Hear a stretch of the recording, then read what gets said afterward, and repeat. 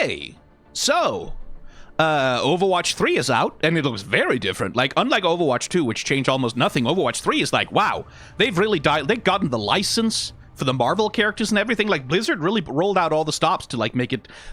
I'm kidding, obviously. Marvel Rivals. I was not very interested in this game. When it was first announced, when I first, like, oh, it's an Overwatch clone, it's got Marvel characters in it, there's the Overwatch clone with Transformers characters. That one I was kind of more interested in. Or was it Gundams?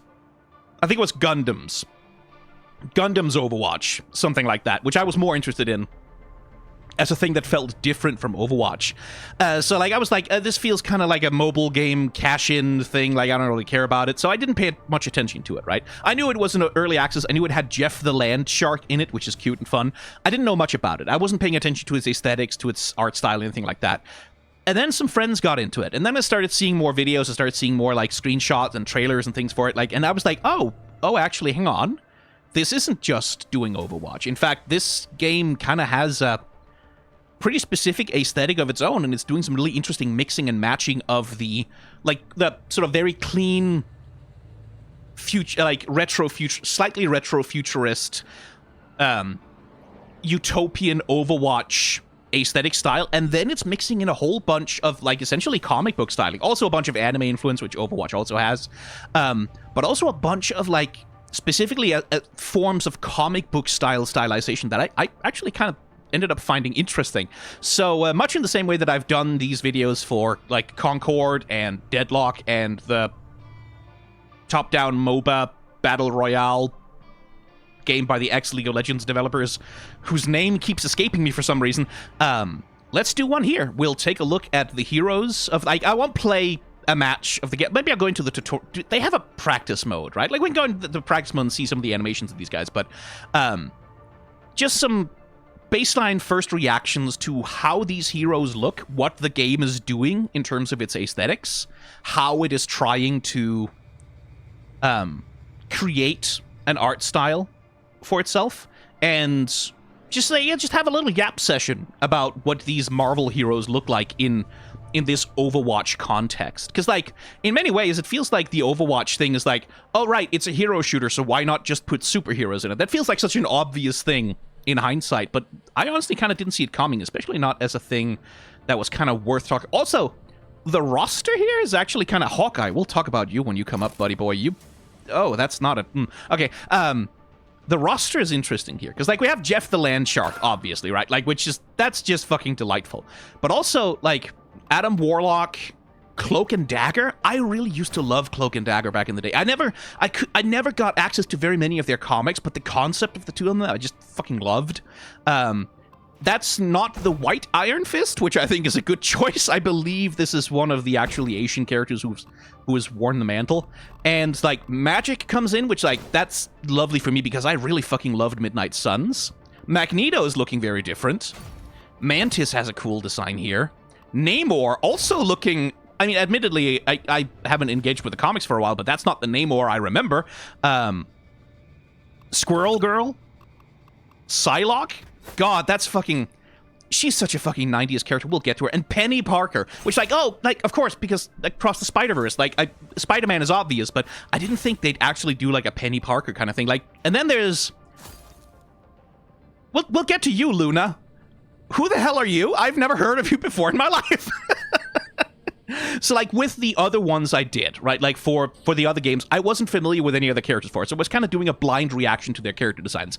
You kind of can't do that with the MCU, right? Like, these Marvel comics have been around for umpteen billion years. I've been a nerd my entire life. Of course I know these characters. Well, I know some of them. There's some of them I don't know. And we actually kind of get that right at the start, because Adam Warlock is a character I've been aware of for a long-ass time. Right? Like, he's always been around in the Marvel cosmic weirdness stuff, right? He sort of showed up at the end of Guardians of the Galaxies 2, I think, and then he eventually sort of transitioned into being a main cast member in Guardians of the Galaxy 3. I haven't seen Guardians of the Galaxy 3, so I don't know about that. But my memory of what Adam Warlock looks like, it sure as heck ain't that. So, let me just open up...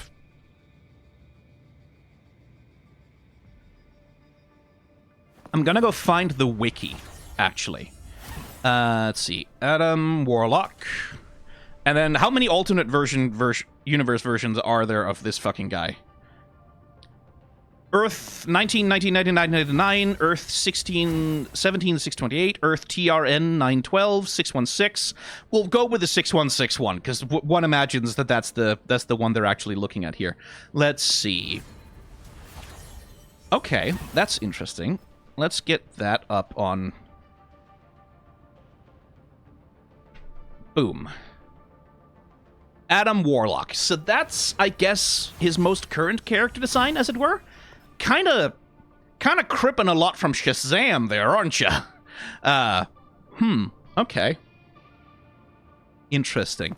Because, like, Adam Warlock, I remember is, well, this guy, basically. Like, that's the Adam Warlock style that I feel like I remember from comic books back in the day. Not necessarily exactly, but like this very sort of, he's a space wizard, right? Like he's a warlock. He's a wizard from space who's golden, has golden hair, but also wears a whole bunch of like wizard accessories and underpants for some inexplicable reason, and a big cape and with a skull on it apparently, but like golden bracers and things like that, right? Like sort of clothed in the aesthetics of like a Conan the Barbarian villain, essentially.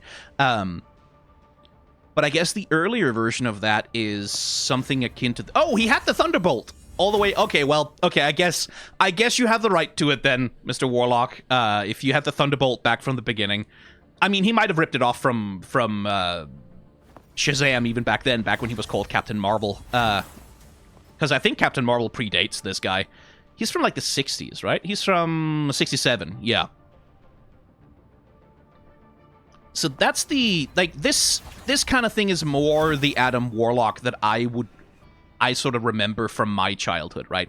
Like, very much wizard-coded, very much, like, dressed in fabrics and, like, sort of, like, fancy accessories of various kinds and, like, gold and gems and, I guess, a skull. He has a staff here, I see, too. That's the Adam Warlock I remember. And that's interesting, because...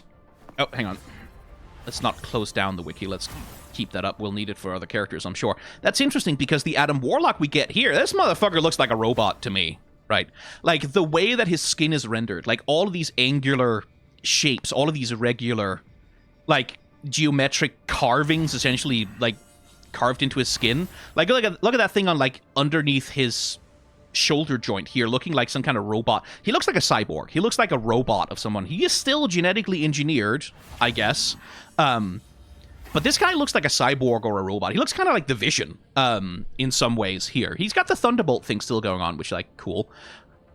But lots of tech gear, lots of, like, I am from space nonsense going on, lots of glowing things. Very little in terms of, like, the golden accessories that sort of seem to define his classic look. And that's a bit interesting. Like, I know that Marvel Rivals has, like, its own internal time stream thing, like, when the time stream entanglement struck, Adam Warlock instinctively encased himself in a cocoon. During his prolonged quantum slumber, his cosmic senses detected a terrifying threat that could plunge the... Like, it has some sort of multiverse. Doctor Doom is doing something. The cosmic whatever nonsense going on that sort of justifies all the characters having the same power level or whatever. But that looks like a robot to me. And that's very... Like, I haven't seen Guardians of the Galaxy 3. I don't know what he looks like in that one. I don't know if they took it from there. But that's a very robotic... look for him. They retain some of the wizard nonsense, right? Like, he still has the staff, wand thing, whatever this is. He still has, like, the big ostentatious shoulder things with, like, the lightning bolts down the front and back that sort of has a mystical aspect, and then yet still, look at all this, like, sort of iridescent geometric pattern nonsense that's overlaid into the cape that sort of makes it look like it's made of some sort of synthetic rubber thing. Rather than being made of leather or, like, cloth like a traditional wizard's cape would be. So, like, there's a lot of syntheticness. There's a lot of plastic and metal and sci-fi nonsense going on with it. Which, again, like, he's a quantum magic guy, I guess. What's he in the game? Is he, like... Does he... Oh, he's like... Oh, he's the Mercy! Oh my god, he has the revival ability. Okay. Well, that's interesting. Because, like, looking at this guy immediately, I was like, oh, so he's some sort of wizard DPS? Like, is that... But no, connect and heal souls with a gentle touch. Huh. Because the way that he's designed, like, with the relative aggression of the lightning bolts, and, like, the fact that he's so fucking yoked, like, he's so fucking bulky, that to me, at a glance, would have said DPS. I would have looked at that and gone, okay, this guy is designed to do damage, clearly, if he's like, so many of his visual signifiers are about power, right? So that's a bit odd to me, that this guy, but that's the thing, like, Marvel heroes have always had this thing of, like, they're fucking shredded by default, right? Like, it's just, because of superhero, therefore abs on the side of the chest, therefore incredibly yoked, therefore huge arms, therefore, like, it's the superhero thing, right? Which is one of the weaknesses in a lot of superhero character design, is like this failure to consider the, like, usefulness and importance of body type as a signifier of personality. Like, a lot of the time characters are just yoked because of because they're a power fantasy, right? Like, because that's their main function, is to just be a power fantasy, and like, so make look like they can punch real good because power, which is shallow, but it's for children. Like, it's one of the things that annoys me about the way that character design is often handled in comics, the limitations of that. And here I feel like it's sort of causes a little bit of a problem with the game communication. Like, and that's something that's actually kind of interesting to me about the character design. Oh, that's interesting too.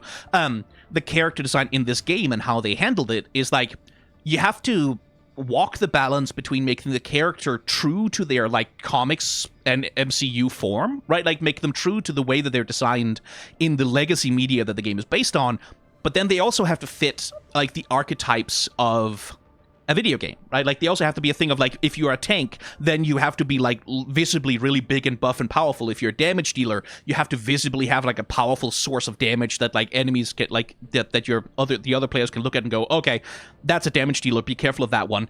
But if you're squishy, if you're a healer, if you're someone who's, like, weak and who's, like, a thing that you should probably target immediately to disable the enemy team, like a healer, normally you would design those to be kind of spindly and small and look kind of vulnerable, and that's really not present in Adam here. Like, no part of this man looks vulnerable to any fucking thing, but that's because he's a superhero, right? Like, they're not really designed with vulnerability in mind in that way. Compare this guy to Mercy, right? Like, which of them looks easier to kill with a couple of gunshots? And that's an interesting design challenge, right? Like, I don't know how they would, like, presumably the mandate from Marvel and Disney is like, no.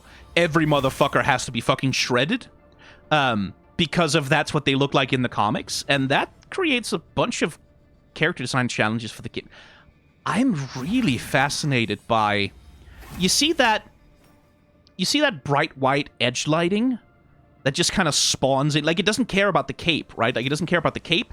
It doesn't care about the actual source of light in the environment. It doesn't respect the same directionality.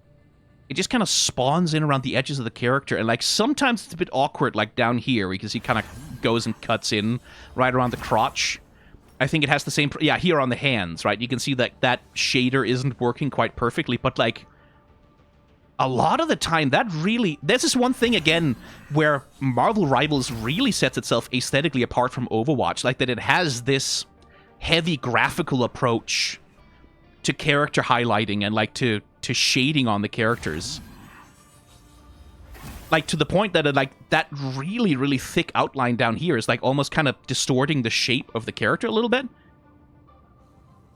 But it is bold. Like, that's one of the things that really makes this feel different from an Overwatch game. Anyway, what you got for cosmetics? Probably not that much yet. No, I mean, there will be plenty down the line if this game keeps being successful. Color swap. Okay, palette swap. Really nothing interesting there. And then, oh, that's what he looks like in Guardians of... Well, probably not exactly, but it's based on how he looks in Guardians of the Galaxy 3. He has the skull pin again. No more lightning bolts, but the skull is there. And, oh, the skin. Right, like, look at that. This guy looks human. Well, not human, but he looks biological, right? Like, he looks like a person. Skin folds, like texture. He looks like a guy with golden skin, rather than a robot with, like, that's made of gold. Okay. So he does still look human in the MCU, at the very least. Well, as human as you can when you look like, you know, Donald Trump went to the gym. But okay. Interesting. Huh. And that would be the play of the game thing, right? Yeah. Wait, does that... Oh! Oh, that's quite nice. It respects the costume that you chose. Interesting. Okay. So they do like a flash frame at the end where they... Oh, could I get you to not... Could I get you... No, okay, you're just gonna loop that. Okay, well, fair enough, I guess. Okay, so it looks like they do like a flash frame for the end, and then they overlay like a illustration on top of it. Oh, wait, that one... Ah! Oh, so some of the finishers, some of the MVPs are like costume exclusive. Like, because that one, like, oh shit, look at that. Yeah, I don't really care much for the animation there, but like, look at that. Oh, that's cool. So clearly they've taken the 3D model and then an artist has like rendered like a splash drawing over that. Like complete with backgrounds and... Oh, that's pretty cool. I like that. See, that's the thing that attracted me, like, ended up attracting me to Marvel Rivals as a subject of discussion, is like, there's some fucking production value going on here. Like the production value that's present and on display in this game, this doesn't feel like just a shitty Overwatch clone that, like, where they just reskinned a bunch of, like, Marvel heroes onto Overwatch characters in order to make a quick buck. There's some real production value in the, admittedly, in the cosmetics, which is like, that's how they make their money, obviously, but like there's some real effort on display here. Like, that's the basic MVP, right? So it's supposed to look kind of impressive, but not that elaborate, and then you're supposed to want to buy the more elaborate custom ones that, like, reference some stuff that happened in the movies or whatever. Okay, interesting enough. So, moving on to someone I do know something about, Black Panther. Because, like, it's kind of impossible not to, with the impact that... Hang on, wait a minute. Could you replay that? Oh! Oh, I spotted some squash and stretch in that. Ah, fuck, should I... There's probably a video in recording all the intro animations and the MVP animations and, like, doing a little animation breakdown on them. Because I spotted some squash and stretch there. Like, some actual cartoony squash and stretch that I found quite interesting. As a design, T'Challa here looks mostly like his MCU incarnation. Like, roided up, the fuck up, obviously. Much buffer than Chadwick Boseman used to be. R.I.P. to a king. But still very much in the same vein as his MCU incarnate. Although, really? Really? You made his ass? You took away all of his cake? That's nothing. What the hell? Come on. Like, if a guy spends that much time in the gym, he's squatting, he's doing some squats, he's getting those reps in. He's not going to be sat... He's like a fucking ironing board back there. Marvel Rivals, what are you doing? We'll talk, by the way. I'm not bringing this up just to make jokes about. We'll talk a little bit about, like, sexualization as part of the character design aesthetic of this game. I suspect with some of the female characters as well. But, like, you can't... That's nothing. That's no ass whatsoever.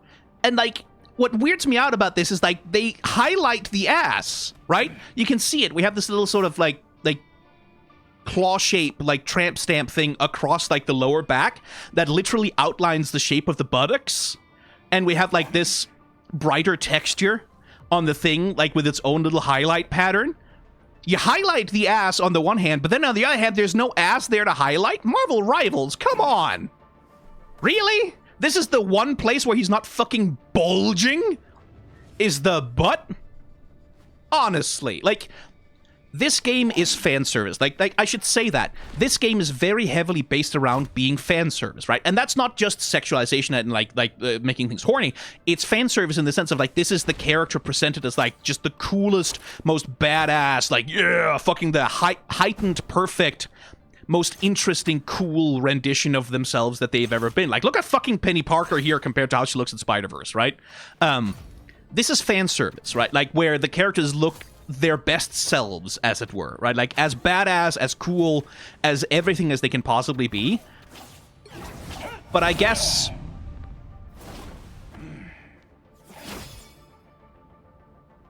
being hot just kind of isn't part of that for T'Challa. And that's something that, like, that's something I've talked about with comic books before, right? People often make the thing, well, in comic books, all of the guys are always, like, have their shirts off, and that's sexualization, too. It's like, well, it's not, though. It's not really, because the purpose and point of these guys being so fucking yoked, so fucking overwhelmingly, massively huge and yoked, it's not to make them sexy.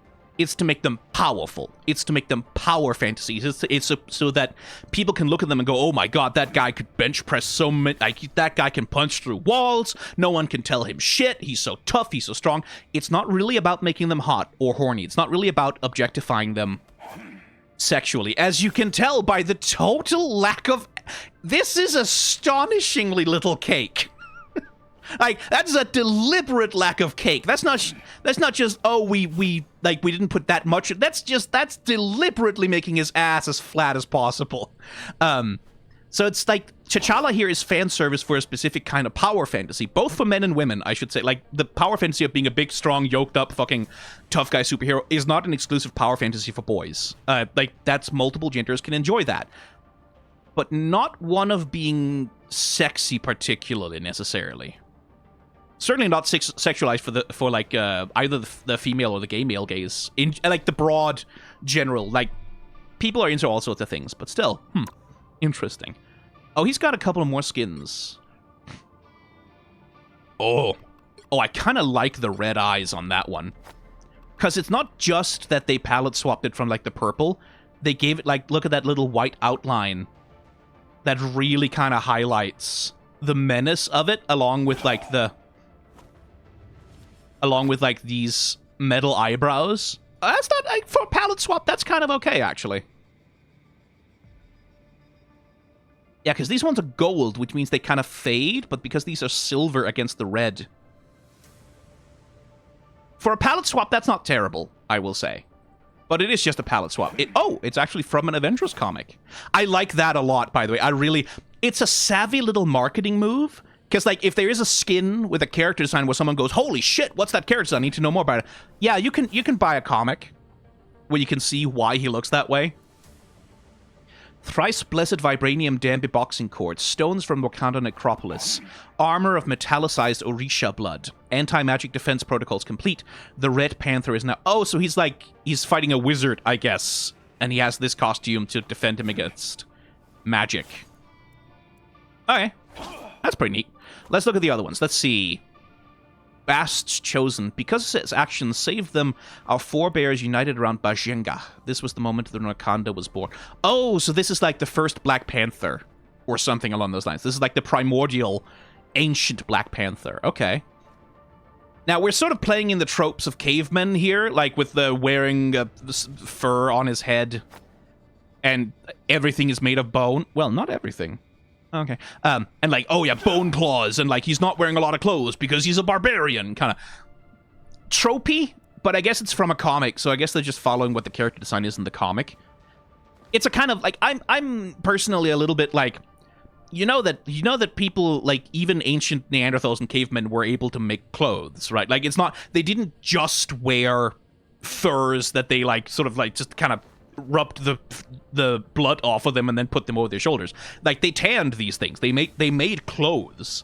So this is one of those things like the leg warmers, like, with, it's all wild fur because he's a wild man from wild cave times. It's like, yeah, okay, but you do know, like, Neanderthals had fashion. Like, they had fashion, they had aesthetics. They didn't just walk around in rough fur that they hadn't done anything to. And same thing with, like, the obsession with bone decoration, right? Like, oh yeah, because ancient caveman time, everything is made of bone, and like, violence, and like, the bone signifies the wildness of the animal man. It's a trope that bores me. I'm not that interested in it, but like, it comes from Marvel comic. I'm not criticizing Marvel Rivals for having it, just, yeah. Outside, oh wait, actually, that's really cool. Oh, I like that. You see the, hang on, let me just check if I'm right about this. Okay, not 100%, but it is there. So, like, it looks to me like,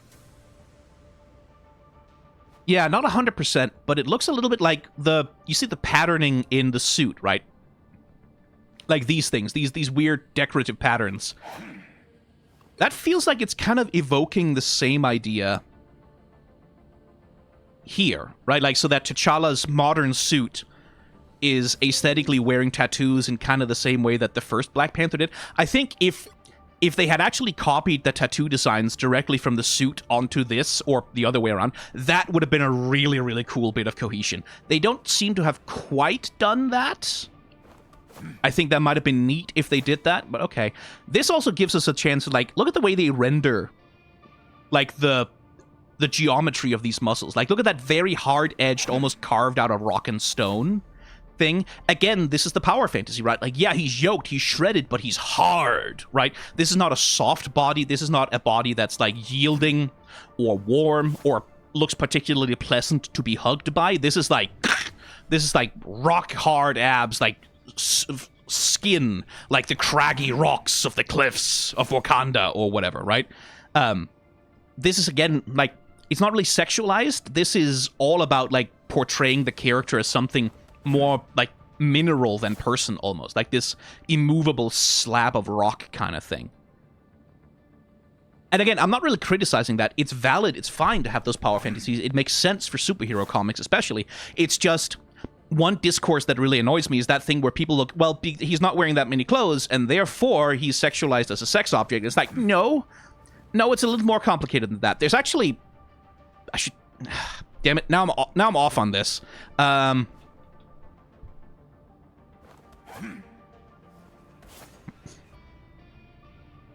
So there's a pinup calendar of Colossus. Nope, not that one. I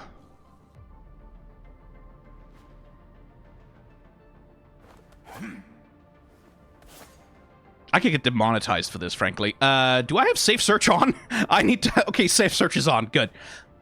I might actually have to turn... okay, let me do that on another screen. Because I'm looking for a specific... There was a specific, very horny... Colossus pinup calendar that Marvel released some time ago, which doesn't seem to be showing up in the fucking search results here, which annoys me. Was it Art Adams? Was he the one who did it? No. Okay. Am I gonna have to go to Google for this? That would annoy me tremendously if I have to do that. Sorry, I'm stuck on this now because I really want to demonstrate this.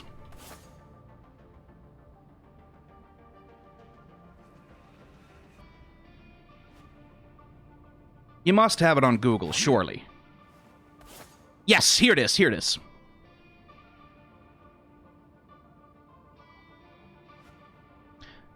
Still a little worried that I might get demonetized for this one, but let me show you this, right?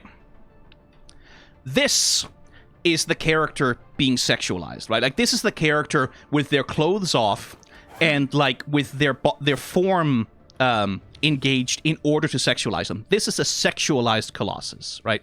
This is what that looks like, right? Where the interest of the artwork, like the purpose and the point of his physicality, his shape, is to eroticize it, to imagine the physicality of it, to imagine, like, what must it feel like to run your hands down this, like to have water splashing all over it, to have the implication, right, that he has these booty shorts that are open that, like, oh shit, like that might come off in just a second. That's sexualization of the character. Whereas, let's see if I'm looking for something else on Google here that sort of demonstrates the difference.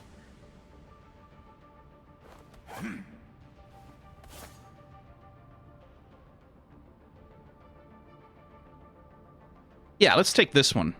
Oh, it's kind of low resolution, but... oh, that's terrible resolution. Nope, let's not take that one. You can barely see what's going on in that picture.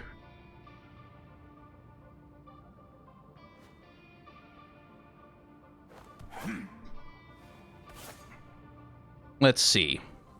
There must be one. God, why are all the Google results so fucking terrible? These all suck. You could find the one thing, but you can't find the other? Fuck off, Google, you piece of shit. Yeah, this one will do.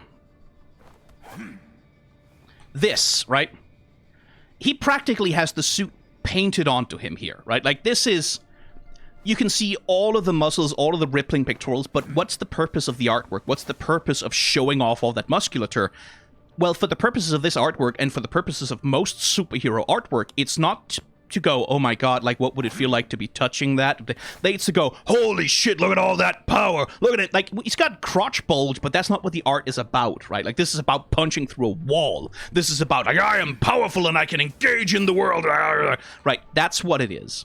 As opposed to this, which is about, like, what would it feel like to run your hands across that chrome body? Like, this is eroticizing and sexualizing him, whereas something like this is not really eroticizing or sexualizing the character. Now, I should say, plenty of people are still into this. I'm not saying that this is not something that anyone finds sexy.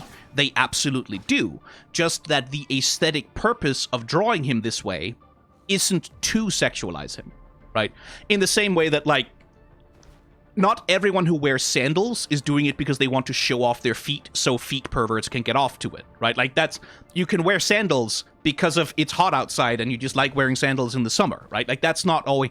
Same thing here, right? Like, this is not created for the purposes of sexualization. That's not the rhetoric that the artwork here represents. It just represents an aesthetic of power, an aesthetic of strength. Anyway, I blacked out there for a second. What were we talking about? Oh, God, I should have known this would happen. Let's look at the other skin. Let's look at the other one. Oh, okay, cool. Wait a minute. Oh, Marv... You are not being serious with me. This skin? Hang the fuck. This skin gets to have cake. This one. Now... In the one that's exclusive to the Battle Pass, all of a sudden you decide to give, like, not a lot, admittedly, but all of a sudden T'Challa gets to have a little cake back there? Oh, I see your game. I see what you're doing, Marvel Rivals. You are paywalling the cake.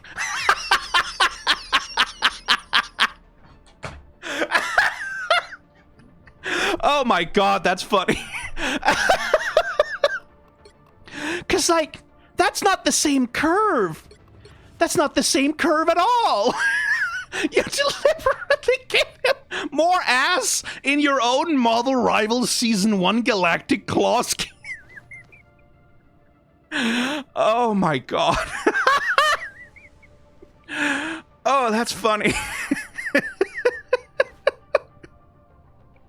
That's really funny. Okay, yeah, sure, okay, I guess Black Panther can have some cake, but you have to pay for it.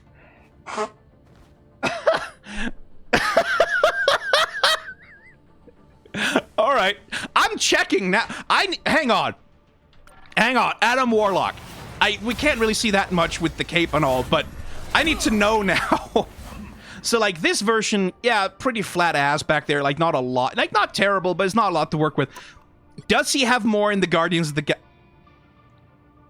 No, okay, that's more or less the same level of cake, I think.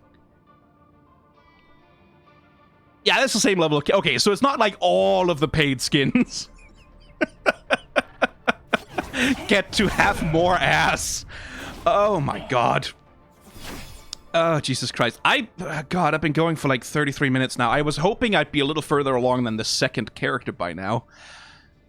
But I guess that's what I'm like. I might split this into multiple parts. We might do... Let's stick to doing some of them now, and then if people want to see more, I'll do more. Because I ended up talking a lot about cake. Okay, so this one. Instantly more militarized. He has, like, the lion mane thing going on up here, right? Like, with the big fur collar, which is, like, that's very much like a collar of power. That's very much like, I am the ruler of something, or leader of the pride kind of vibe. Armored. We have this military-ass insignia on him, like where the Black Panther, usually his insignia is just like, you know, him. This is clearly like some kind of organization that he's leading, kind of. Is he like commander of S.H.I.E.L.D. or whatever? My empire stands atop the vast cosmic sea and vows to safeguard its peace. Let adversaries lurk in any corner. The Imperial agent... Yeah, this is like Emperor T'Challa, I guess. Imperial protocol. Which, like, I guess that's in the part of the Marvel Rivals thing, is that he's become Emperor T'Challa of whatever. Maybe that's in the lore, actually. And T'Challa of Wakanda is more than just the ruler of the most advanced civilization, blah, blah, blah. Sacred Protector, Black Panther... Oh! T'Challa recently expanded his reign into the cosmos, creating the Intergalactic Empire of... Wait, hang on. Intergalactic? Like, as in across multiple galaxies? Is he fucking the God Emperor of Man now? Is that what you're telling me?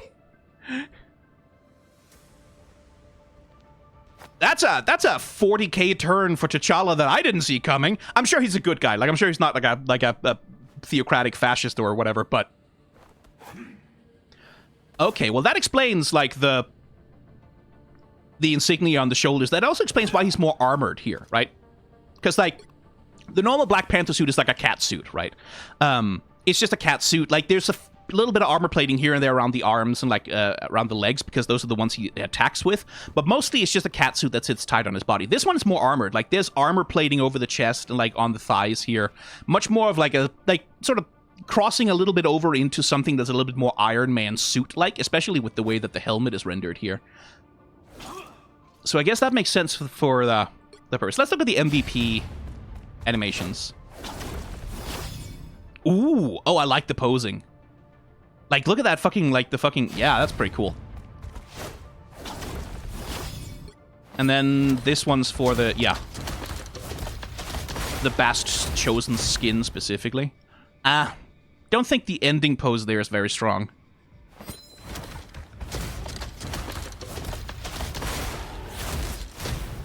Well, okay, pretty cool. And then this one's for the Imperial skin.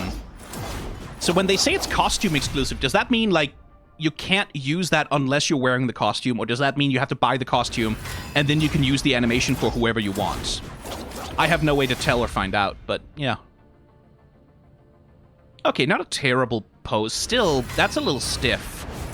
Like, as an illustration, the final pose, that, like, the way the chest is held, that's a little stiff. I would have liked a little bit more bend, like, to sort of really emphasize the snap of that final kick, but oh well.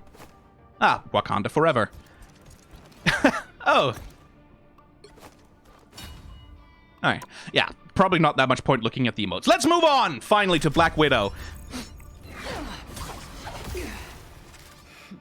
Speaking of sexualization, so I saw, actually, there was a little bit online with some Overwatch fans complaining that Black Widow, oh, that's just a copy of Widowmaker, because, like, oh, she's a sniper who is, like, the cat suit, like, oh, whoa, wow, they're really just copying Overwatch. And it's like, hey, guys, do you want to know who Black Widow probably took a lot of inspiration from? Like, Widowmaker probably took a lot of inspiration from?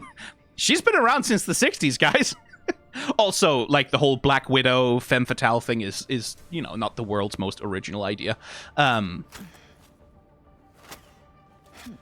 So yeah, that's the other half of it, right? Like, is there specifically a sexy character in this game?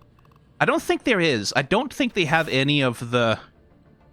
Yeah, they don't really specifically have any of the sort of horny Marvel characters, like the Seductress characters. Like, there isn't really a Poison Ivy equivalent, right? So, like, broadly speaking, the fan service that they're engaging in here is kind of chaste. And very, very non-sexual. And, like, I'm not saying that as a criticism. But clearly they are kind of... Wait. Does that mean, right, that the only... Oh, well, there's gonna be some discourse about that. The only one of the female characters who's, like, explicitly... like, cleavage... with the... fishnets is the black woman? Oh, there's gonna be some discourse about that. I don't want to wade into it. Oh, no, wait. Okay, Hela also has a little bit of cleavage, so it's not entirely, but still. Okay, I don't want to talk about... That's not my place to really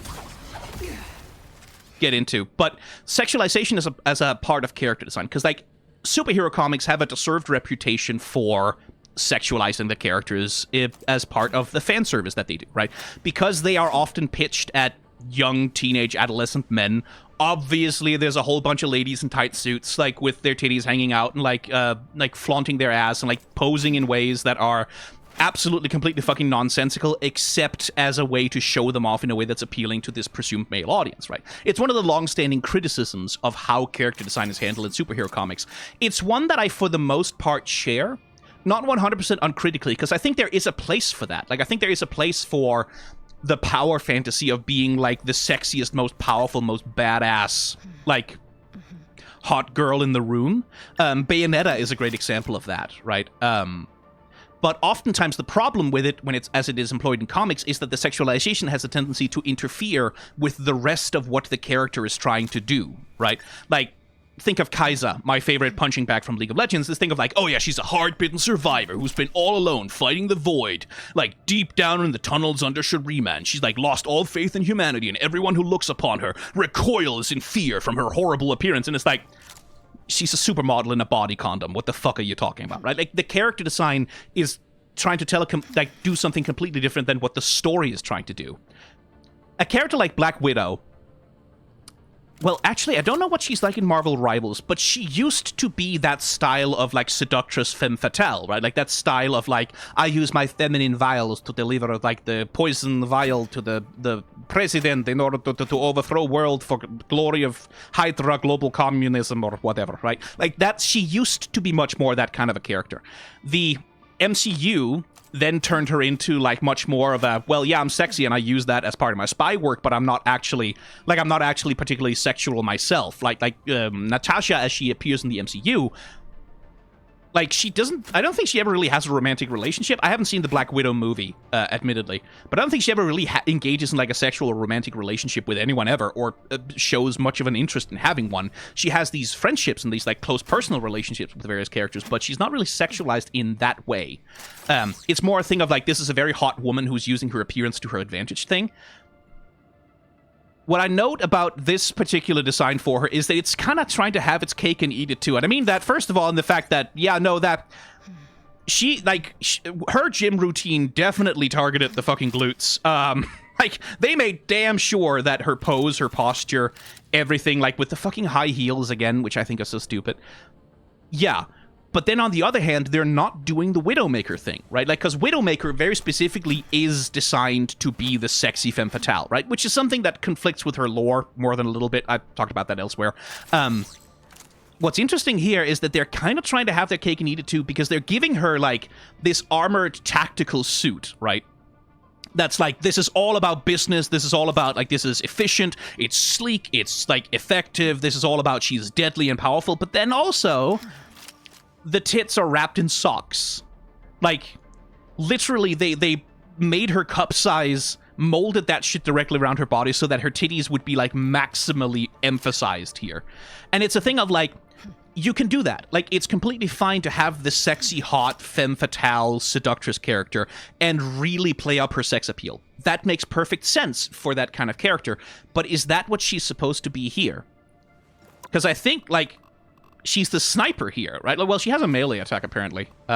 She has a melee attack, she has the rifle attack. She can, like, kick. Plasma burst! And do that. So, like, this is not a character who's very much, like, if she had, like, a charm ability, right? If she had a charm ability that's like, hey, come here, big boy, where she can, like, force people to walk towards her slowly as a form of crowd control or whatever, then it would make sense to sexualize her, because, like, then that allure, that charm, being the femme fatale, like, seducing all the boys and girls in the room, that would be a part of the character fantasy, right? Like, that's part of what she's about.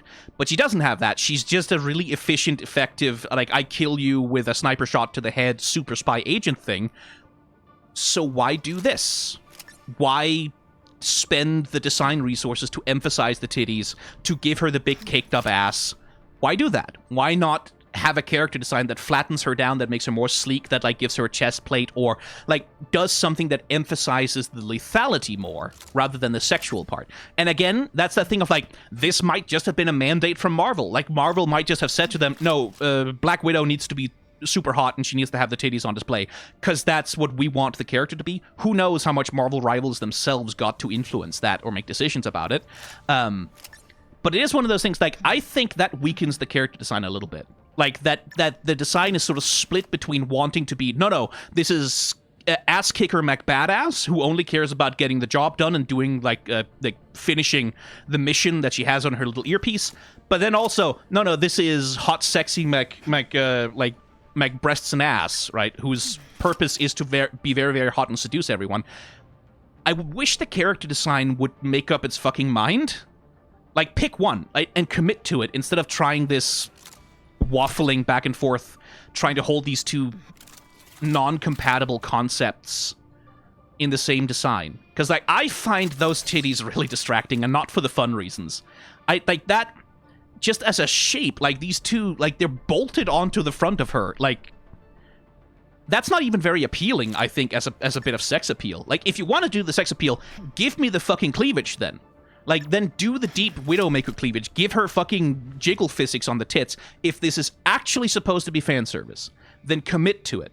And if you're sitting here trying to tell me, no, this is not fan service, we're not sexualizing her, she's a cool, badass, elite spy agent who doesn't care about, then don't make the character design say, look at my titties. Don't make the character design say, look at my ass. If that's not what the character is about. That annoys me a little bit. Again, how much of that is Marvel Rivals' fault specifically, who the fuck knows, but, you know.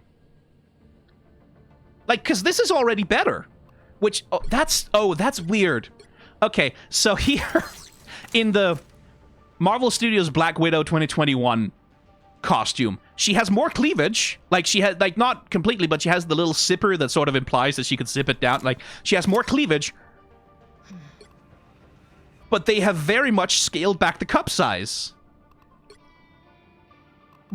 Why? Like, again, it's the suit from the movie. It looked like that in the movie, that's why. But then why? That's really weird. That, like, now for this suit, we're de-emphasizing the breasts as a part of her character design. But then also, this is the one that has the slightly more sexy sort of like, oh, there's a zipper that could go all the way down kind of thing. What? Huh? Pick one! Pick a lane! Like, either one is fine. There's nothing wrong with hot, sexy, juicy, beautiful titty, fat ass character design. The men should get to be hot and sexy and have titties and fat ass too. But you have to pick a lane. Like, you can't, like... What character do you want to present her as, then? Okay, that just annoys me. Oh, she even has the grappling hook? Okay, if... Hang on, she even has the grappling hook? Unleash a spinning kick to... Okay. I'm willing to grant that if she has the sniper rifle and the grappling hook, then I kind of get where the Widowmaker mains were coming from. That's okay. Maybe that's a little close.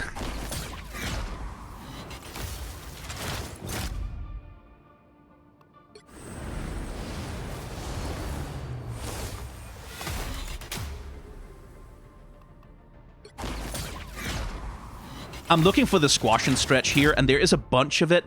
I wish I could slow this down. There's a balance to be struck with these MVP animations between, like, being over-elaborate and taking way too long, but also, like, they shouldn't be too short, because then they don't really feel like they're building up to an impact at the end. I think the Widowmaker ones are handling it really well. Like, maybe this one's a little bit boring because she's just kind of lining up for a shot. She's not really doing anything. But I quite like this one, like, coming in, doing the superhero landing, and then, like, ready for action kind of thing. Like, that, I think that has, like, a good buildup of tension. I kind of wish she actually fired the shot. Like, she lined up, and then you just barely see, like, the muzzle flash beginning and the bullet beginning to leave the rifle. That would have been kind of cool there. Anyway, moving on from Black Widow. Let's talk about Bruce.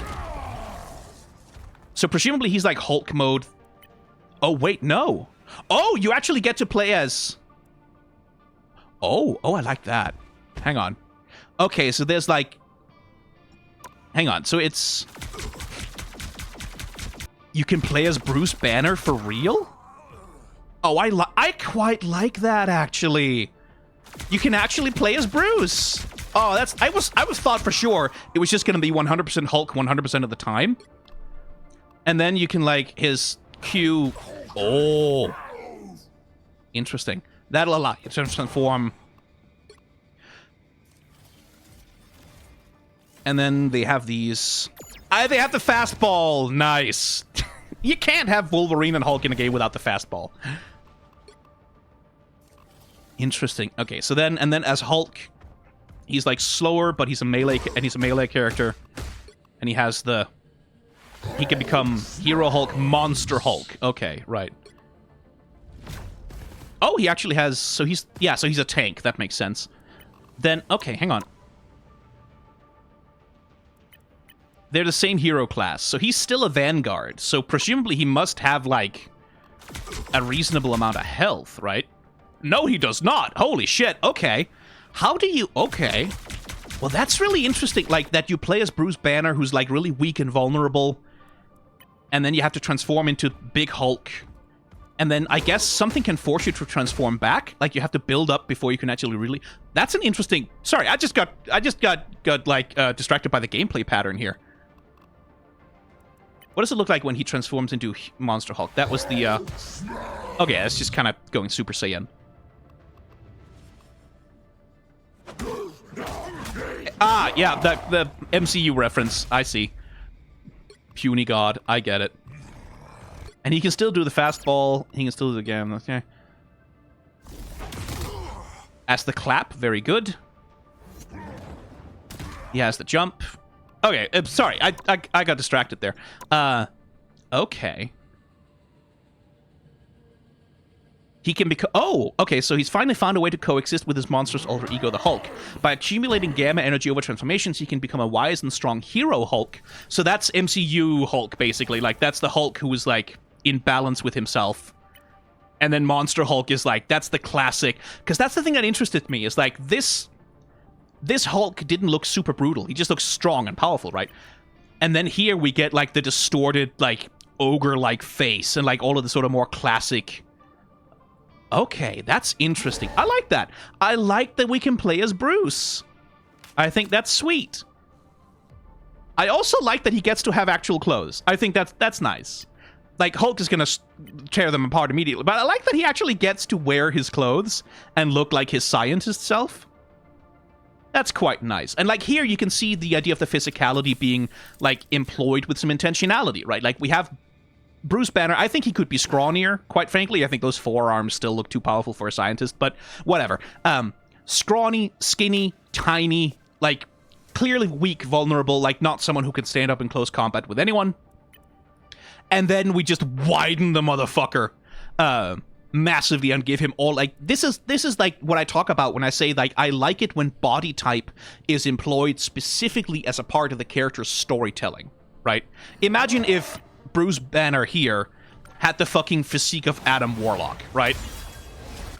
And then, oh, he transformed into the big, strong Hulk, and it's like, wow, yeah, that... Oh, wow, yeah, what a transformation. He got wider, right? Like, that wouldn't really be a transformation of, like, oh shit, he's become something different, something opposite to himself. And then Monster Hulk, like, oh, the way they render the texturing is also... Oh, I like that. Okay, so, like, look at the texturing of Hero Hulk, right? He has, like, the rough green skin. You can see he has, like, these little streaks and strokes all over it. But it's generally reasonably smooth, right? Like, these are, like, not... These are comic book proportions, but it's, like, it looks reasonably well-balanced and well-proportioned, right? Like, and the texture on the skin is fairly clean, all things considered. Then we transition to Monster Hulk, and you see that? You see the way that like, the texturing on the skin becomes, like, more mottled, more dirty? The way that they've, like, really made sure to add a lot of, like, texture and, like, grime, sort of, to the overlay of the skin, to really emphasize the monstrousness of what he is. Same thing with the animation. Like, Hero Hulk, he has the hero pose, right? Like, he stands up straight, chest back, like...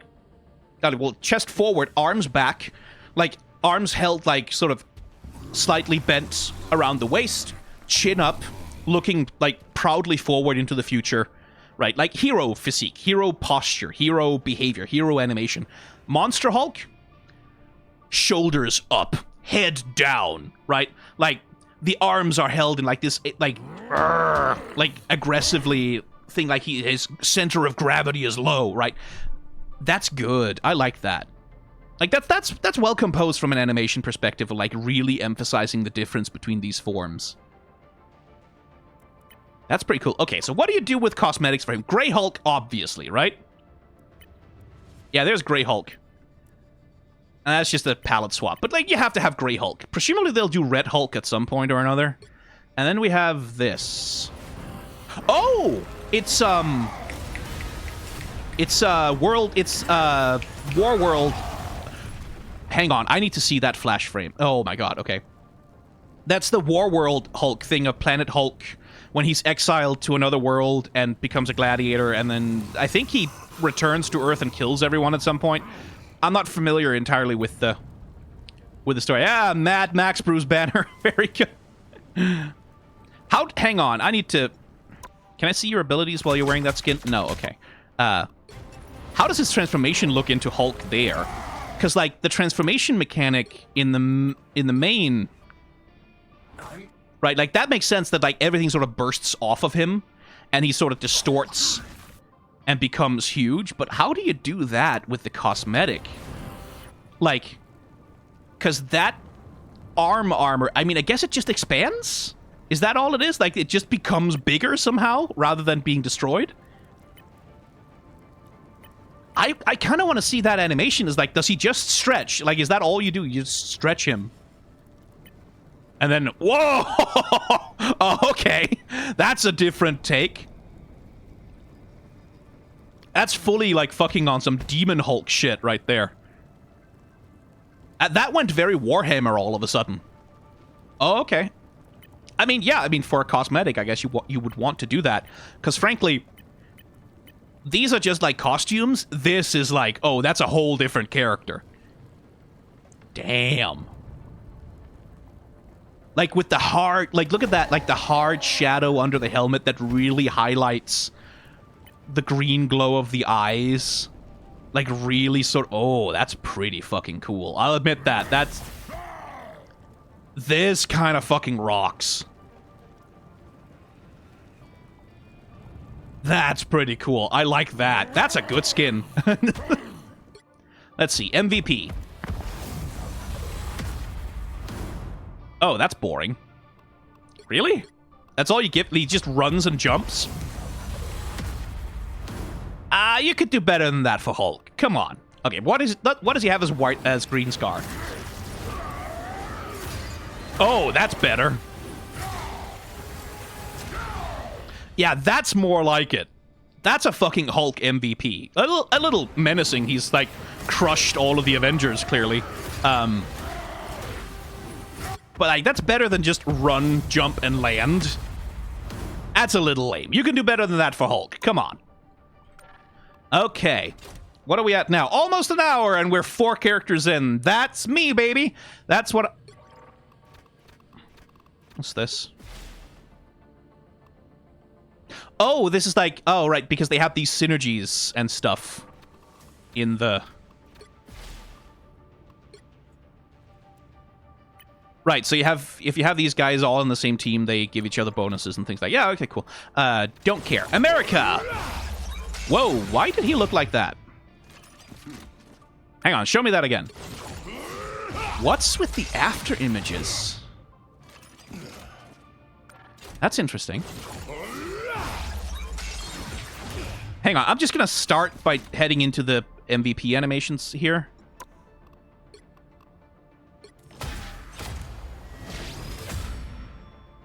Like, that's not a consistent feature of him, is it? No. Is that an Iron Man suit? Oh, it's something. Well, that's odd, because it's not here, right? Like, he doesn't have the fucking after images there. And, like... They're not really present in anyone else's animation that we've seen. So why does he have these after images? That's an odd animation choice. Because, like, if it's specific to him, then why? Huh. It's not a criticism, I'm just baffled by it a little bit. So clearly they've done something to his shield. Which, like, visually that feels like it's trying to justify why his shield can, like, kill people when he throws it at their head. Because now it has, like, a cutting vibranium energy edge or fucking whatever. Like, okay. Okay, so there's something interesting going on here. Like, Captain America at the best of times is like, he's had a whole bunch of different character designs over the years. Don't ask him about Nomad. And like, where Cap sort of, like, I've never really liked the MCU Cap costumes that much. I quite liked it in Winter Soldier when he was mostly just kind of going civilian.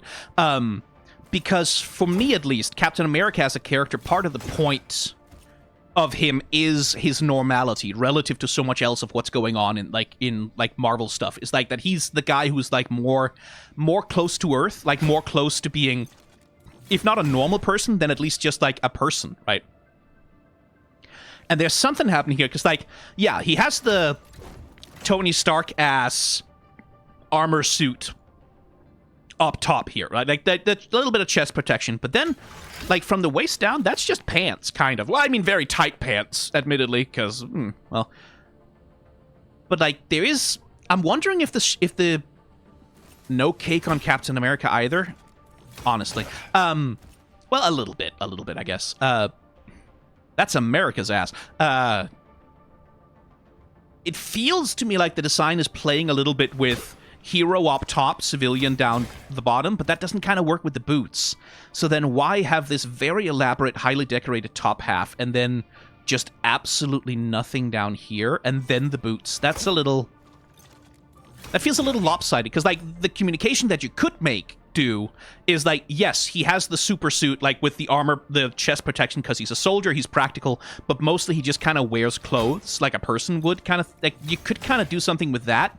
Or if you wanted him to have the armored suit, then I think it kind of needs to extend the blue and red and white, like that nonsense, a little bit onto the legs. Because they feel kind of... Yeah. This feels a little caught between trying to do two things. On the one hand, trying to keep him a little bit more normal by not giving him too much superhero nonsense, and then on the other hand, giving him so much fucking superhero nonsense that it's like, not 100% sure about that. That's... I don't know that that works for me. These are clearly fucking Iron Man parts, though, right? Like, that's an Iron Man suit that he's, like, half wearing an Iron Man suit. Like, that's a fucking repulsor blaster right there. Does he have that in his abilities at all? No, it all seems to be just...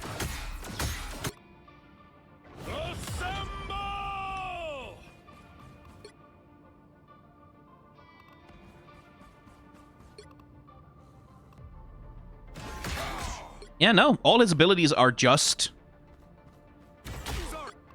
using the shield. So why does he have that repulsor glove? Quite the power, sir. That's odd. Yeah, I'm not really sold on his character design here, I gotta say, because, like, the fucking Tony Stark gauntlets and, like, tech boots are like, okay, what do they do, though? Like, why does he have... The armor makes sense as protection, right? Like, he's going to the battle, he needs some armor, whatever. Captain America has... That's where I'm like, if you want him to have armor, then why not give him the chainmail, then? Like, because that's been kind of a strong, iconic thing, and that would also do the thing of, like, making him a man out of time. That's the other thing about Captain America, right? Like, he's a man out of time. He's someone who's, like, from the deep past, who's sort of supposed to represent a glorious ideal that has since been abandoned by modernity, kind of. It's reactionary and a little bit fascist in its nature a lot of the time. Not the way that he's written, by the way. Like, often Captain America books are kind of good about this, but he's supposed to be, like, a man out of time, right? Like, a man who's, like holding on to old-fashionedness in a world that's kind of moving past him a lot. So it's weird that he has the tech gauntlets and then he doesn't use them for anything. It's weird that he has the energy shield when it's just he just uses it the same way that he's always used his shield. It's weird that he has the tech armor and then the I feel like there was a way to square that a little bit better, where Captain America alone, like, where everyone else looks extra super special, like, sci-fi in their vibe or whatever, or, well, most of the other characters have some more futuristic, modernistic vibes. It might have been interesting to have Cap specifically be the guy who looks more like a Golden Age superhero. Like, more like he comes from, like, well, Golden Age, that's probably too far back, but more like he comes from, like, the 90s or something, right? Like, the 90s or 2000s. Like a superhero from a bygone age. I don't know that I love the mix that they've attempted here. Yeah, I feel like this is a little incoherent. Like, if he has the fucking power gauntlet, it should do something. I feel like. If he has these boots that are tech boots, but then he doesn't have tech pants, then the boots need to be there for some kind of a reason, and they kind of aren't in his ability kit, as far as I can tell. He doesn't have a kick. He has a jump, but that's not really... The boots aren't really doing that. That's just him having super soldier serum. Right? Like, it's not like there's a rocket booster on the boots, right? Nope. Okay. Yeah, I don't know about that. I don't really know about that. Let's see. Captain Gladiator. Planet Hulk. Right, that's the being he was taken to the Hulk world, and...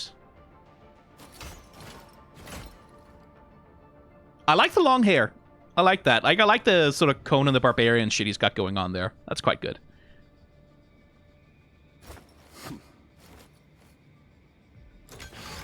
Other than that, not much to say about this one, I don't think. Then there's Galactic Talon. This is for Marvel Rivals. A black and gold hawk zips between the eaves, dodging enemy fire with ease. In a sudden dive, he hurls a shield at the interstellar pirate smuggling vibranium. With just a single strike, the foes fall before the might of the Galactic Talon. So is that still Steve Rogers then? Because he looks like U.S. Agent. That's the color scheme of U.S. Agent, generally. The black and red. Well, actually, I don't know. What does U.S. Agent look like nowadays? I have not... I need... Hang on. Marvel Wiki, save me here.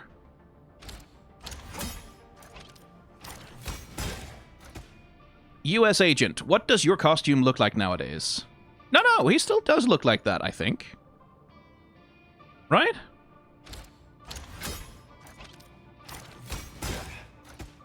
Yeah, like he still has the black and red. Like he's the cop protecting fascist fake Captain America guy. Man, U.S. Agent is so funny. Like, I don't know all of his history, but, like, basically, U.S. Agent was an attempt to retcon, because, like, there was a time when Captain America became really right-wing Republican in the comics. Like, sort of really stood in for, like, a jingoistic vision of America that was, like, very anti-progressive, and, like, it was a period. It was a time, right? And in order to explain... that Captain America seemed to have this change in personality. Like, you think this A stands for France? That comic panel, right? That he became this, like, sort of post-9/11 jingoistic dipshit. I think they basically invented U.S. I can't remember if it was post-9/11, necessarily. No, it wasn't. That was before then. But I think it was, like, a sort of the Reagan-era Captain America was, like, more of a nationalistic dipshit. And then as Captain America sort of... became more of sort of a paragon of liberalism in Marvel Comics. They kind of just invented like, oh yeah, no, that was a different Captain America. That was another guy who had the super serum and looks just like Steve Rogers, kind of. He was pretending to be Captain America, but it's not the real one. And he became U.S. Agent, something like that. I should have Sir Superhero here to correct me, because I don't actually remember that so well. But I believe that was the lore of U.S. Agent. So I'm wondering, like, is this supposed to be U.S. Agent then? Because that's his color scheme. But okay. Definitely is, again, now we're definitely in the Iron Man suit shit, but also he has that pathetic sort of America pageantry with this stupid-ass helmet. Oh my god, that looks dumb. And I think it looks dumb on purpose. Like, I think this is supposed to be a little bit, like, this to me reads, he's got a, oh, he's a Wakanda guy. He's with the Wakanda Empire, I guess. Which, again, that doesn't really feel like Steve Rogers would do that. But that, who knows what the storyline is of Marvel Rivals. Okay.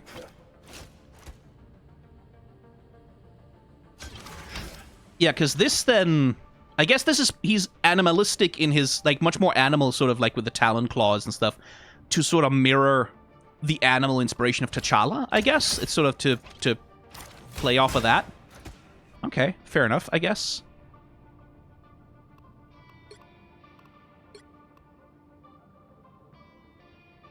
Yeah, I don't really know the context of this design, so it's kind of hard to assess it. Like, what's it supposed to express? Because again, with the black and the red, like the sort of darker, more menacing color scheme, and like all of these sharp angles relative to the more soft, rounded base version of Captain America, this feels like it's supposed to be kind of the evil version of him. Like, kind of the enforcer of the might of the, I guess, Wakandan Empire in space. This feels more like a malicious character, like we have the sharp, deadly shield that he can stab people with instead of the nice, friendly, round shield that he can knock people out with. Huh. Okay. Captain America. Yeah, I guess they'll do Hydra Cap at some point or another. Fucking Professor Zoom ass character design. Oh fuck, let's get rid of that there. Okay, MVP animation. Yeah, you know what? That makes sense for Captain America. He holds up the symbol, the shield. That's a solid, like a very short one, but that's solid, I guess, for what he is. And then, yeah, this is like darker and much more aggressive in that way.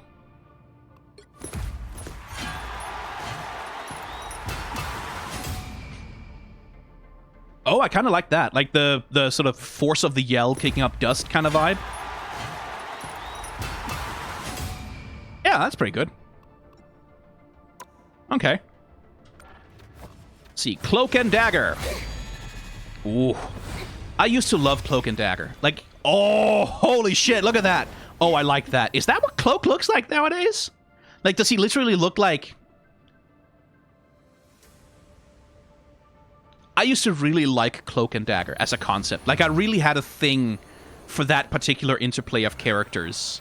The way that they're constructed and put together. Oh, that is fair. He's a wife guy.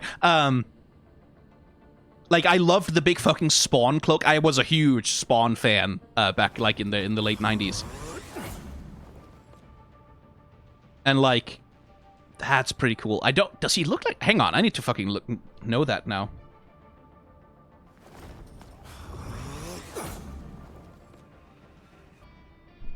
What does Cloak look like nowadays? Because he didn't used to have that kind of a body. So is that specifically a Marvel Rivals thing? Because usually he's just shown in darkness, right? Yeah. Normally they don't really show the body as such. Cool. Yeah, so like this is the duality character. They're the fucking ice climbers of this game. Hang on. What do their abilities look like? Oh, so you switch between them. Okay. And she's like a healer, and she can damage people, and he is fully the DPS guy. So they're kind of doing the Moira thing there, I guess. Oh no, he can also heal. Oh, okay. Us against the world. Ah, but he brings out Dagger for the heal. Okay, I see. And then that's switching to Cloak. And switching to Dagger. Oh, that's cool. I like that. Like that, it literally, like, she pops out of the cloak and he just kind of vanishes. And like there, it's like she's putting him on. Oh, that's nice. That's a nice way to animate that.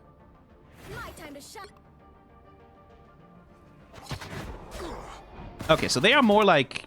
They're strategists, right? They're support characters. That makes sense.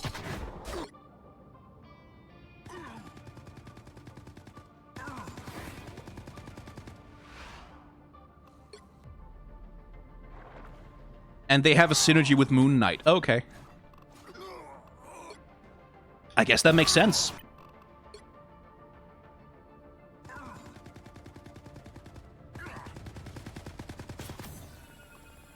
And like heal field, a veil of light force heal enemy allies. Okay, cool. I like the crop top on Cloak or Dagger, right? I like that because again, she has the same, basically the same suit as Black Widow, right? Like with the titty socks, right? Like these, instead of what normal clothes usually do, which is sit on top of a person's body, these are like cradling her. But then they kind of de-emphasize it a little bit with the jacket. Like the jacket sort of prevents it from being as much of a thing as with Widow. Same thing with the shading. Like they're not really sexualizing her the same way they do Widow. Which, you know, at which point, like, again, the question is how much of this is mandate from Disney and Marvel, and how much of this is Marvel Rivals' own aesthetic.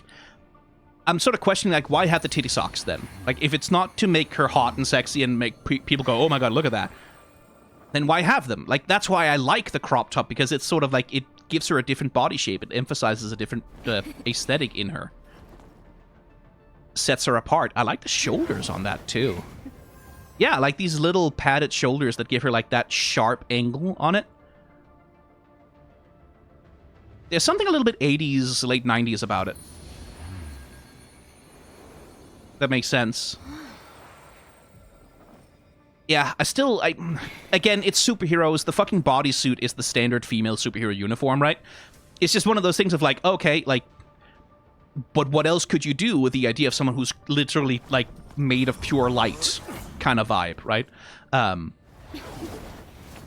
It does make sense in terms of, like, a contrast with Cloak, right? Like, where Cloak is, like, big, expansive, like, he billows out, like, he sort of, like, has this wideness to him, taking up a lot of space, that she would wear something that's, like, tight and slim and slight. That makes sense as, like, an aesthetic contrast. So it does make sense on that level. I really... Again, what does Dagger look like in...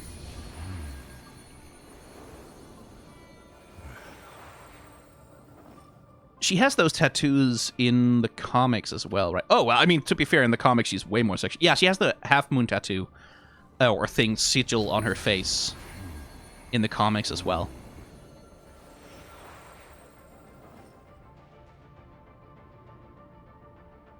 Interesting. Okay. Yeah, because that's interesting. Like, this sort of dagger of light, this light sigil on her back. That's interesting. Why weren't they playing with that more in the rest of the design? Because that would be something, like, you could do, like, to play with emphasizing her body shape, is, like, to have these, like... Imagine, like, if there were these slits that ran down her suit that emphasized her body shape. Like, they can still be sexy if that's what you want. But whereas, like, oh, it's literally, like, the light that's inside her is breaking out. Right, like, there's literally, like, these shards of shining light breaking through her skin. In the same way that you see the insides of Cloak, right? Like, you see the sort of black hole that floats inside of him, I guess. Feels like you could have done something with that. Because, like, I like that. That's really cool. As a thing. Like, that's where you could use the light theming of her a little bit more. Okay. Also, the high heels. Like, I don't vibe with the high heels a lot of the time. Like, especially, this is another thing about Black Widow, right? Like, this thing of, like, how am I supposed to, like, think of this character? Is this the no-nonsense, doesn't care about anything but the mission, get shit done, like, we're not fucking around here, practical Black Widow, who's here to snipe heads and, like, finish the assignment and, like, get everything done with maximal efficiency? Or is this sexy, seductive Black Widow? Because, like, for sexy, seductive Black Widow, high heels make sense. Like, they do that thing to the posture, where, like, they rotate the pelvis. They look very nice as a sex appeal thing. But in terms of, like, when she needs to run around and grapple hook to places and snipe people, why does she have the weird high heels? Kind of the same thing with Cloak, right? Like, it's like... She's an acrobat, kind of, so why does she have these enormous platform heels that force her to stand on tiptoe all the time? Why is that a part of her design? What's it supposed to do for her? And the only answer I can come up with is, well, is because we want to... Because beautiful. Because she's a girl, and girls wear heels because of they're girls. So therefore they have to have heels because of that's what girls have, right? Where it's like, it's just the gender, and it has no other function in the design. It's like, wouldn't it be interesting if she had some shoes that were, like, specifically about her as a character, something that specifically expresses her, right? Like, yeah, I don't know. It just feels like such a default lazy option. That's like, yeah, we can't think of anything better or more interesting, so we just throw that on there as a placeholder kind of thing. And I don't like that very much, but, you know, whatever. Whatever. Let's see. There's the palette swap. Oh, shit, I kind of, okay. The idea of having the crop top jacket be a different color than the bodysuit, like, I like the coherence here. I like that the jacket feels like an extension of the suit. That works on many levels. You could do something cool with her color scheme by making the jacket, like, a distinct color. Like, that's one thing you could do with the characters on of Cloak and Dagger, I feel like, is, like, you could make each of them wear a signifier of the other upon their person, right? Like, Dagger could have some darkness on her. She kind of has a little bit at the hip, but I don't think it's meant specifically to signify Cloak. And, like, if Cloak had, like, a little trinket or a necklace or a earring or something that had, like, all the light of Dagger inside of it, like, some little thing that connects them more explicitly in terms of their fashion as well, that could be kind of cool. Because you kind of get that here, right? Like, the gold-yellow thing that, like, Dagger has on with her thing, it's replicated in the patterns on Cloak's cloak and on, like, the gold chains that he... Like, now there's, like, that little bit more of that color affinity between them, where here they're mostly just constructed as, like, hard opposites without really having anything of the other upon themselves, which, like, okay. You could probably do something with that, I feel. Growth and decay. That's specifically a Marvel Rivals thing. Is that from the lore of Marvel Rivals, then? Like, is that what they are in this universe, or is it just an alternate universe thing they invented? I like the changes to the cloak. Like, that the cloak now is this, like, plant veil of thorns that has, like, this little curl to it. Instead of being, like, this like, frayed shadow thing. That's pretty cool. Very, like... This is Warcraft now, a little bit. Very Illidan. Very, Elven Priestess thing. I don't know about those... Well, I mean, I guess they follow her around to... Yeah, they follow all the way down the leg, right? So they curl all the way down the leg. I would kind of like to have seen them continue up over the shoulders then. Because they do look a little... That's a little, like... Well, I guess that's the point, right? That it looks like a carnivorous plant, right? Like the mouth of a carnivorous plant. It's just... It's a mouth of a carnivorous plant where it's right over her crotch, which is like, oh, okay, that's a very specific kind of horny, actually, that I wasn't expecting to see here. That we're literally doing the fucking vagina dentata thing. Like, implying, like, okay, sure, I don't mind it. It's interesting. It's just also like, oh, okay, is that what we're doing? I do feel like... Again, this is having your cake and eating it too, right? Like, they want to have that sexy middle cleavage thing, but then they kind of back off from it by making it, no, bodysuit. That's not cleavage at all. We're not trying to show off her titties. Like, this is just part of the bodysuit. That's not horny. That's not sexy fan service. And it's like, again, commit to it, right? If you want to do the fucking, literally, like, man-eating plant over her genitals and, like, have the fucking poison ivy cleavage, then do it. Like, actually fucking go hard on that shit. Like, commit to it. I would respect that a lot more. Whereas when it's this stuff, it just feels so like, fan service? No, we're not doing fan... It's like, no, she's not naked. She has body paint on, technically. That's a little like, come on, commit to it. Like, if you're gonna be horny, be horny. If you're not gonna do it, then don't. But don't like, yeah. I don't like that. Like, but again, who knows? Like, this could be a ratings thing. Like, this is a game I think they're releasing in every single possible territory. They want an age rating that's as low as possible, so this might just be a thing of, like, they originally maybe designed her to have the cleavage, and then they got a note back from the censors or the ratings boards that said, that's too sexy, take it away, and they just kind of had to do this. All these compromises happen all the time in productions like this. The artists might have wanted to commit way more to it, but the final product is the only thing I can see, and I have to judge it for what it is, and that's like, yeah, come on, that's a little cowardly. Like, make it sexy or don't, but don't do this halfway shit.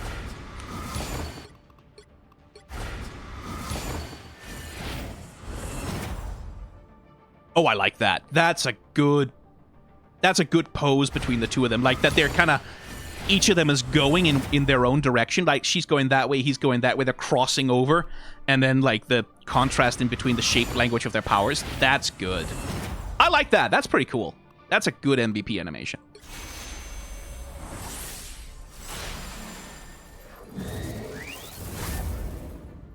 That one's a little weaker, though. Especially because it's, like... Yeah, it's like... Yeah... It feels like that initial meeting, like with the two of them, the one coming down here and the one coming up there, and they're tiny in the frame like that, that feels unimpactful. Like, it feels much... I like the second pose they do, right, where they're sort of approaching each other from like, where Cloak is... Dagger's over here and Cloak is over there. This one, I like that a lot more. Like, that has a lot more sort of character interaction and energy of, like, these two opposites being attracted to each other. This right there feels very separate. And very uninteractive in a way that this one's like...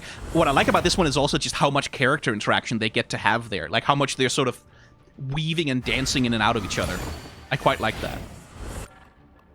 Anyway, let's do Doctor Strange, and then I'll call this video to a close. And if you want me to do all of the heroes, then we can do that. It'll probably just be in episodes, because I don't want to sit here for like 5.5 hours talking about them. Okay, that's... Hang on, let me just... Does he have like a fucking shirtless costume? He does not. Okay, cool. So one thing I was thinking, I was worried about with Strange here. I was worried that he was going to be another Adam Warlock, right? Like that it was, again, we have this guy who's supposed to be like a squishy magic wizard guy, but then he's fucking yoked like he goes crossfitting like 9 times a week, right? But no, like they restrained themselves here. Like it's not that he's tiny or anything, but they've restrained themselves. Like they've given him some slightly baggy clothes. The arms aren't huge. Like he's not fucking bulging with muscle. There isn't like rippling pectorals bursting through the costume. I like that. I'm pleased with that. That's good. Because I was a bit worried about that. They've also restrained themselves from making him sci-fi aesthetic. Like this looks like a classic Stephen Strange. Like this is the, you know, housecoat pajama pants, decorated fabrics, like big luscious cape, old-timey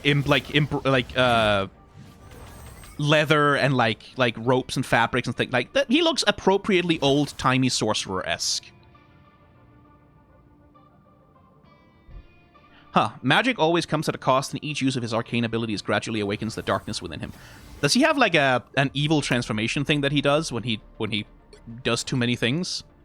Dark magic accumulates with every hit on an enemy. If dark magic peaks for too long, Doctor Strange will be cursed with anti-heal. Oh, okay. So if he attacks too much, he basically gets poisoned, or, well, he becomes unable to receive healing. Okay. Separate nearby enemies' souls from their bodies. Damage dealt to these souls is transferred to their physical bodies. Oh, that's a cool way to integrate the MCU shit. That's also... I don't think there's an Overwatch character that has that mechanic. Interesting. That's an interesting form of crowd control where the character doesn't get stopped from moving, right? Like, the characters can presumably still move around, but everyone can just lay fire into their little echo that's forced to stay behind them. Interesting.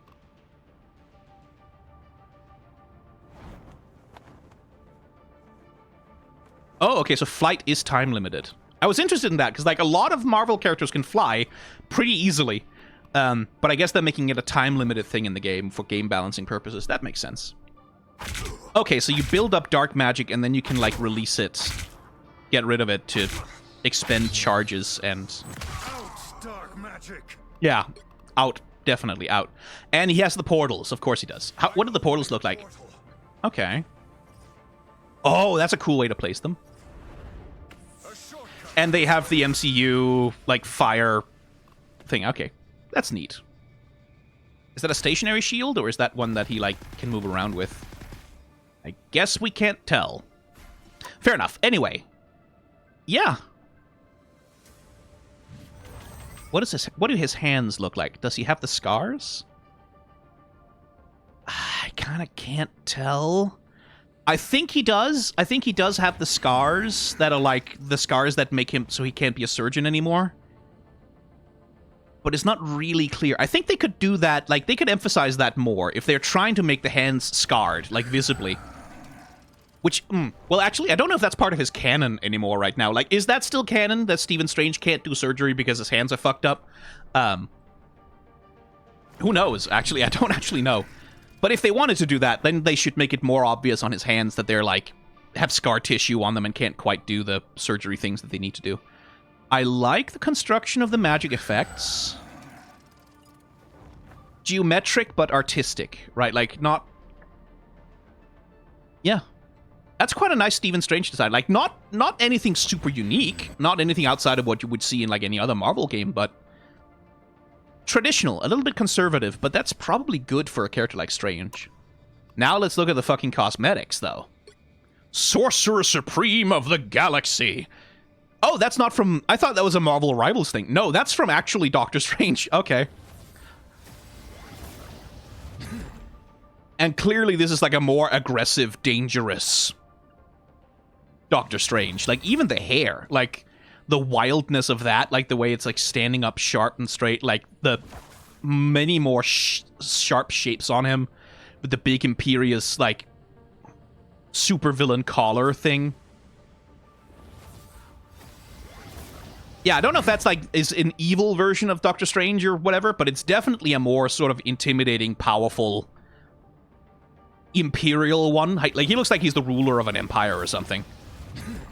Then we have the God of Magic, which is also an actual... Oh, okay.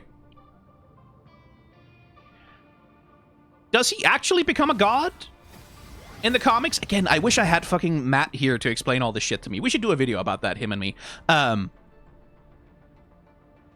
Because that's interesting.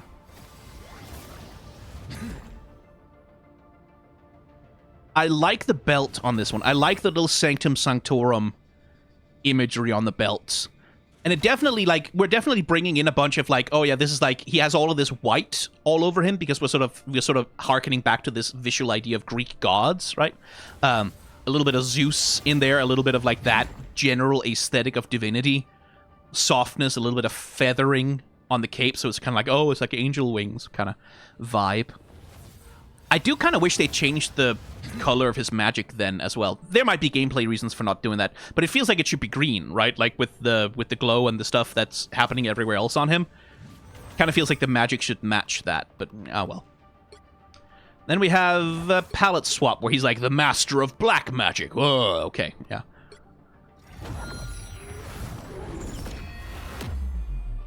Okay.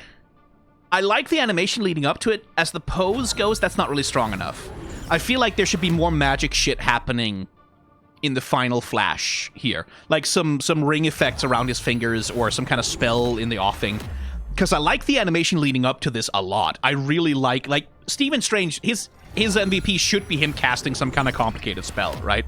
Like, that makes sense to me. I kind of wish there was a little bit more flash happening in the end. But again, maybe they're trying to keep those animations relatively simple so people will buy the more expensive ones. Then we have Interstellar Mystic Man. I mean, that is a pentagram. Yeah, like that! That's what I'm talking about! Right there! Like, that's what I was kind of hoping for from the basic one. Where he has the fucking multi-arms and does the fucking... That's a fucking Naruto hand seal ass motherfucking movement right there. There's a fucking multi-arms no jutsu shit he's doing. I say that with love. I say that because I think that's fucking cool. I think Doctor Strange should do that more. But you know, yeah, like that. That's a fucking good MVP animation for him. Asgardian Ascension. Oh, so it's... In the comics, he's like, he becomes infused with Asgardian magic, I guess, and then that ascends him to be...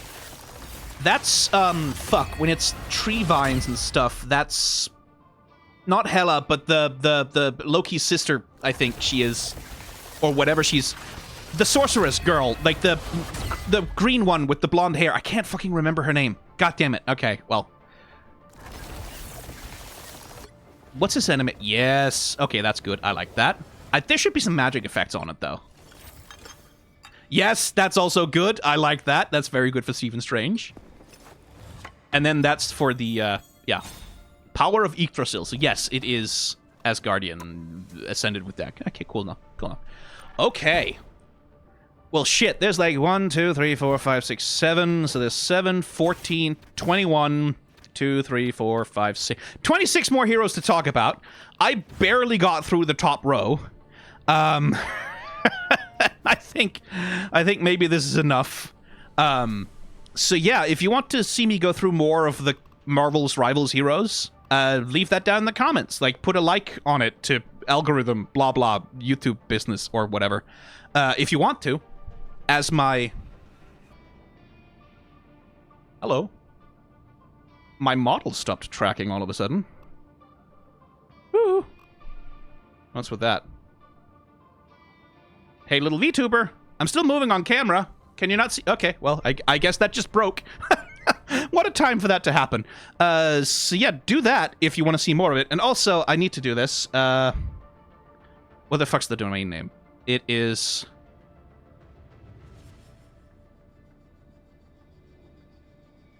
I should have had this ready, but I'm an idiot.